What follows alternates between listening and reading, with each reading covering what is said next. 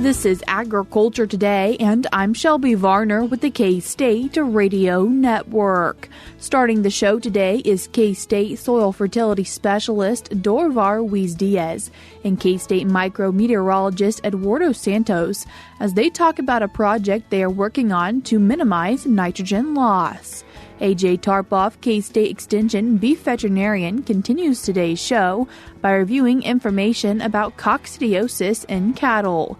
He explains what age they are most likely to be impacted and how it can be managed. K-State horticulture and garden management instructor Cynthia Domenghini finishes the show as she discusses the process of moving Easter lilies outside. That and more is coming up ahead on Agriculture Today.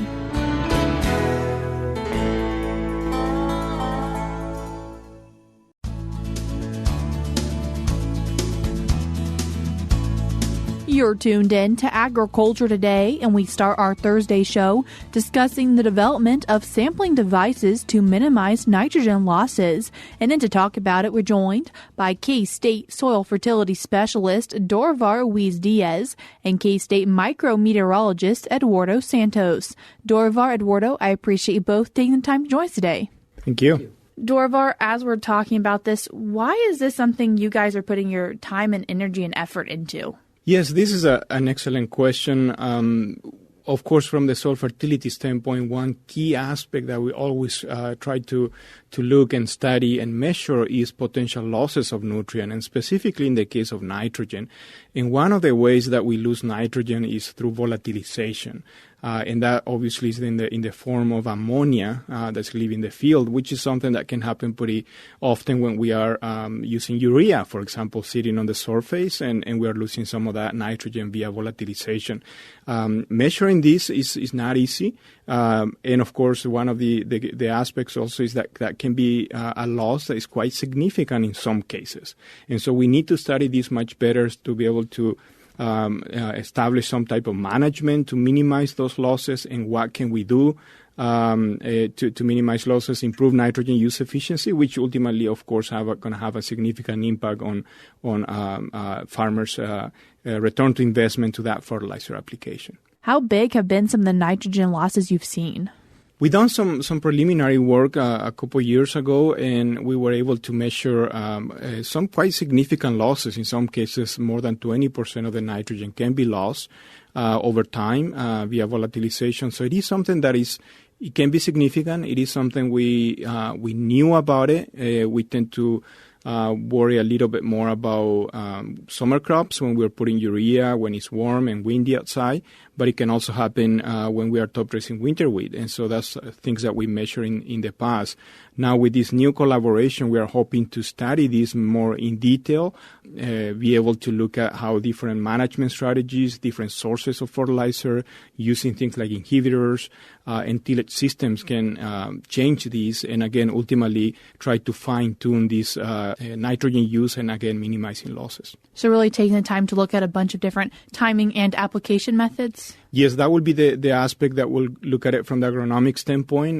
We are looking essentially the nitrogen management from what is called the 4R management, which is the right source, the right placement, the rate, and timing of application, and the right combination of those, again, to minimize losses. But again, we need to be able to measure this ammonia loss, and again, that's been one of the challenges. So it's really exciting to collaborate with Dr. Santos and other groups to be able to move this forward.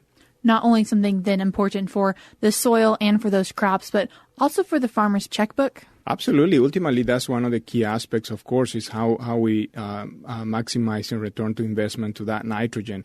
Essentially, what we want is that all of that nitrogen fertilizer end up producing yields and not basically lost through volatilization, which is something that can be, again, a challenge, especially, again, in situations where we are using urea or UAN broadcast on the surface, subject, again, to potential volatilization. So, again, really exciting to be able to study this in more detail and be able to measure it and, again, look at what type of management, agronomic management, can maximize efficiency and minimize losses. Eduardo, how is this going to get measured then? Yeah, so we are using an interesting method. So first of all, like ammonia volatilization is hard to measure. So for instance, what's been done in the past is that you basically put a chamber or like a box on top of the soil, and then you have some sort of acid trap that you would accumulate the mass of ammonia over time, and then that later on is extracted in the lab, and you determine the flux rate through that method. But the problem is that when you put a box on top of the soil, you change the environment there, and you also affect what's being measured. And also you measure in a very small area, so you know that fields are quite variable, so you by changing a few feet, you can actually see a different response. So what this method does is that we actually look at the concentration of ammonia in the atmosphere, and then we by knowing the mass that's accumulated above that area that's treated with a nitrogen fertilizer, we can determine how much, what's the emission rate, what's the amount of ammonia that was lost over time. So we spent quite a bit of time modifying the original design for these samplers, and then to make sure that these changes would improve the accuracy of this method. So what do these sampling devices look like now that they're not just a box on a field? It looks like a little rocket. So it looks like, so they're designed with like a fin, so they are always pointing to the wind. And then since we're in a windy place, that's nice because then you always have a constant airflow through the sampler. Inside the sampler, there is a coil that we treat with an acid solution. And that ammonia is going to stick to that coil, and then we bring it back to the lab, wash it, and then get that liquid solution analyzed, and then determine how much ammonia is accumulated. One aspect, just to add to this, is that I really enjoy about this work is, like Eduardo mentioned, is something we can do in the field on real conditions. Again, we are not using small chambers, but we can actually do it under, in this case, we're planning to do it at farmers' fields. So we'll be able to look at different management scenarios that farmers are doing in the field under Kansas environment. And so that's going to have a lot of value from our standpoint, from the agronomic side of things. And I would add, Dorivar, we also monitor other variables that are drivers, or they're controlling the volatilization process. And then who knows, maybe with this data set we could improve the current models, and then maybe we can have some warning system or something for farmers later on that you can use to say, don't apply this way this time because your losses are probably going to be substantial. Absolutely. That's another aspect that we're hoping to expand is, as we know, nitrogen loss, especially volatilization, is driven quite a bit by environment, right? Temperature, wind conditions, precipitation, of course. And so the ability to measure those environmental conditions and the amount of volatilization can help us to fine-tune this a little bit more in the future, which, again, is going to have a lot of value in terms of right timing of applying that fertilizer, given the environmental conditions. Eduardo, what was the process of building these sampling devices? Yeah, so we started off with an original design that scientists in Australia had published, and then we had the help of the TDI, Technology Development Institute here, that is associated with College of Engineering here at K-State, and they help us a lot fine-tuning the design and then actually employing new techniques as 3D printing to improve the original design. Have sampling devices been put out in the field yet, or is that the next step in this project? It's the next step. So we have the sampler devices now, and then most of them, and then we are just preparing them in the lab to be deployed this spring. How many devices do you have to put out? So for each field, I think we are looking at 3 devices, and then we're going to do 3 fields, so 90 devices, but then we have to keep a set of devices in the lab to be processed. So in total, I think it's going to be 180 samplers. As you work through this research and learn from it, what do you really hope to be able to tell farmers and producers and also learn about for yourselves? One thing that is, to me, will be obviously a key information to have is just to have a better idea of what kind of losses we have. A lot of the work we've done in the past so far has been really looking at response in crops, but we're not really able to measure ammonia very precisely because of the challenges that Eduardo just mentioned. And so this is going to be very important as we can put a number on the type of losses we have. Now having that information and again making adjustment to management and able to minimize that, of course, is going to have a huge economic implication in terms of return to investment to fertilizer. That's from the agronomic, economic standpoint, but obviously more and more we're talking about nitrogen use efficiency as one key environmental aspect that we need to pay attention to. But like I say, from my standpoint, the agronomics and economics of this can be quite significant. And having a better idea, like the losses from different time applications, and then because other technologies you'd be restricted to the number of treatments that you can test. But with these samplers, we can test lots of treatments in a reasonable scale, like a farmer scale. Dorivar, Eduardo, I appreciate you both taking the time to join us today. Thank you. Thank you. That was K-State micrometeorologist Eduardo Santos, and he was joined by Kansas State University soil fertility specialist Dorivar Ruiz Diaz as they discussed the development of sampling devices to minimize nitrogen losses. If you'd like to read more about this topic, you could do so from a news release titled K-State Technology Development Institute partners with Agronomy Department on ammonia study. I will link it in today's show notes on actday.net. We're cutting to a short break now on Agriculture Today, but when we come back, we'll be joined by K-State Extension beef veterinarian A.J. Tarpoff as he talks about coccidiosis in cattle.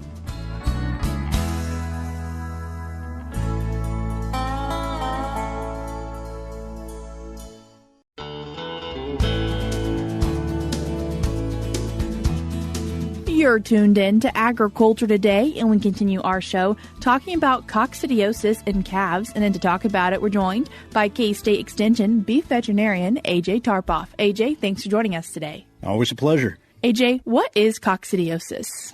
So coccidiosis, or coccidia, they're a protozoal parasite, so to speak. They live in the digestive tract of cattle. You know, the coccidia, they live in the intestinal tract. They're found in almost every bovine animal everywhere. Okay, so it's not a foreign invader. They're commonly found in animals. They are carried in, essentially all herds. But when it causes an issue in a select group of animals, usually our younger growing animals, kind of this time of year where we've got animals that are 60 to 90 days, maybe 120 days old. We've got temperature fluctuations. We have a stressor associated with an at-risk younger animal. That's where, when they break with the disease, it's called coccidiosis. Now, one good thing about cocci, it's found everywhere. But animals, as they age, do develop a good, strong immunity against it. So we don't really attribute any issues in older, mature cows with coccidiosis. This is a yearling and under issue. How do we see this issue being presented into herds? Yeah, so the what does it look like? What do we see? What do we keep our eyes peeled for? And what we'll see, since it actually causes an irritation of the lower intestinal tract, so the rectum. So animals will strain to defecate. And if you go out into a pen, you'll see animals that just look a little rough, right? They're hiking their tail. They're straining constantly to defecate because there's irritation in their rectal tissue. When you look at their manure, kind of the dead giveaway is you will see specks or even just little flecks of bright red blood. Okay, so not dark colored, not the whole manure. You don't see tons of blood by any means, but you will see small specks of fresh blood, and that is very indicative that you might be dealing with coccidiosis.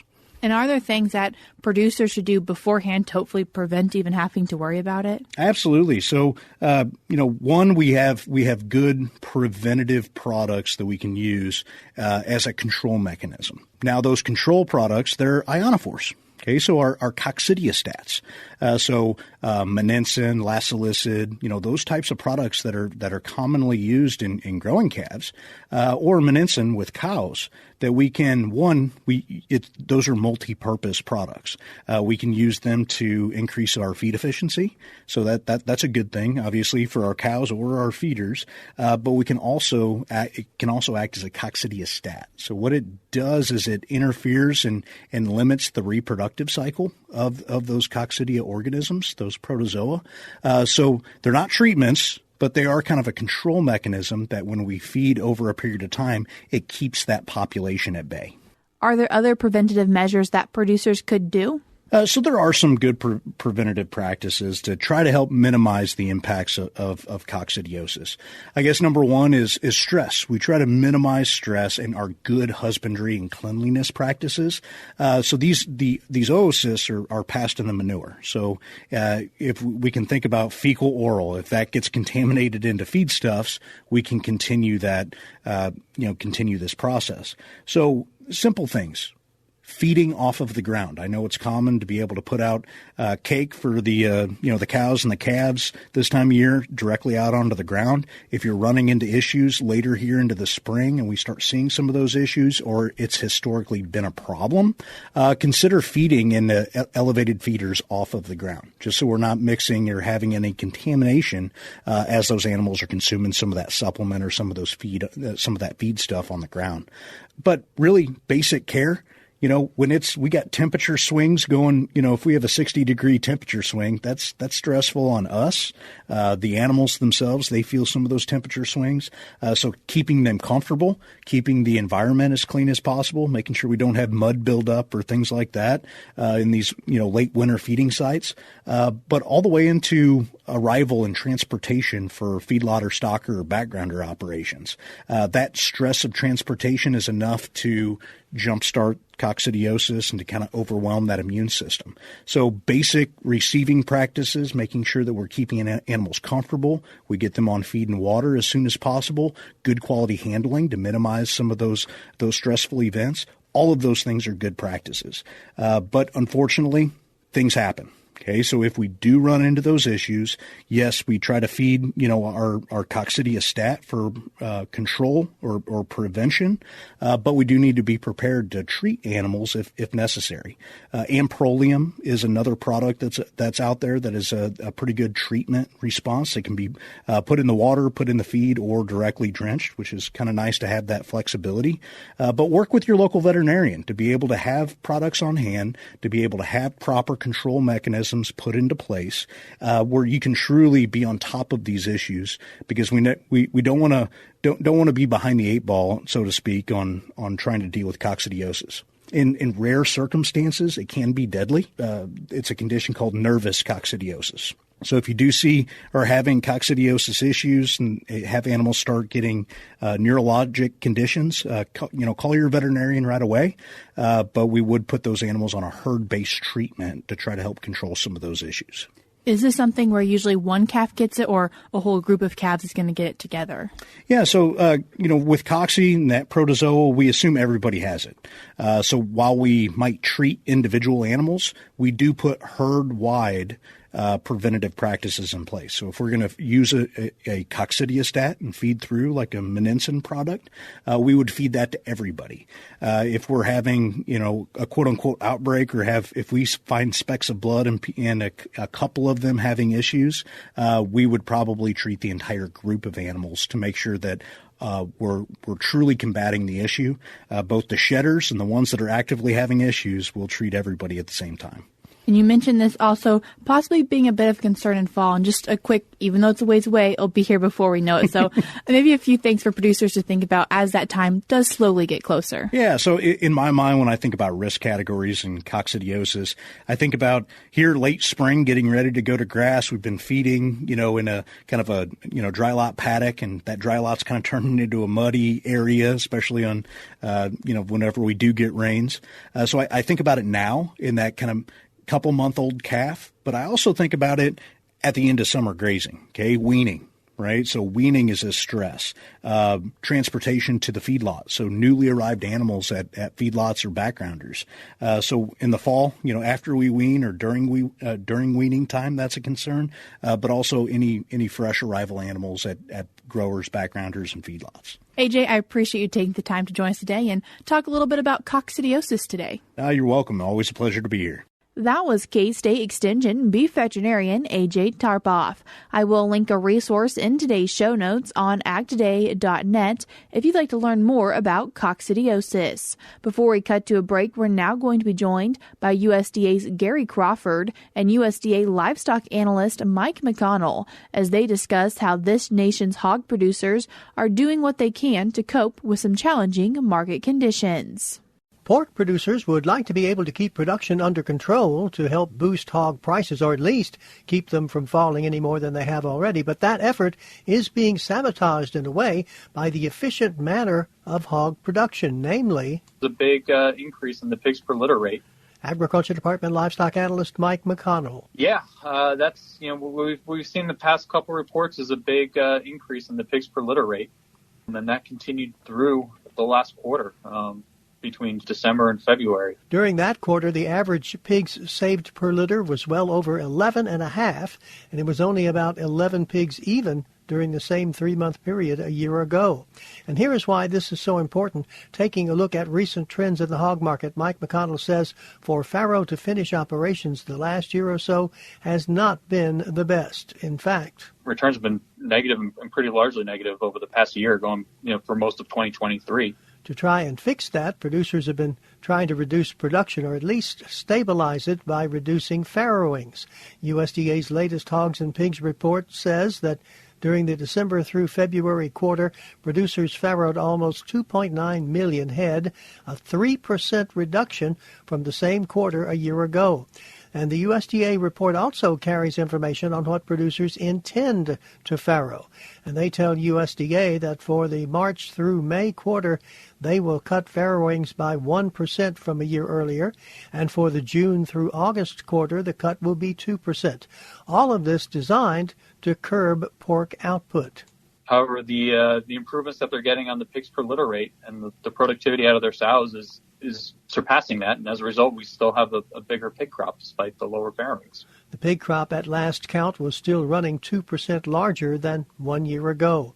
Pork production this year may also increase by 2%, but things may still turn around for pork producers, thanks mainly to projected increased demand for pork this year. Demand analysts say could bring average hog prices for the year up around 3.5% compared to 2023. That prediction was made several weeks ago. USDA will issue a new forecast for pork production and hog prices Thursday, April 11th. Gary Crawford for the U.S. Department of Agriculture. We're cutting to a short break now on Agriculture Today, but stick around because we have more for you ahead.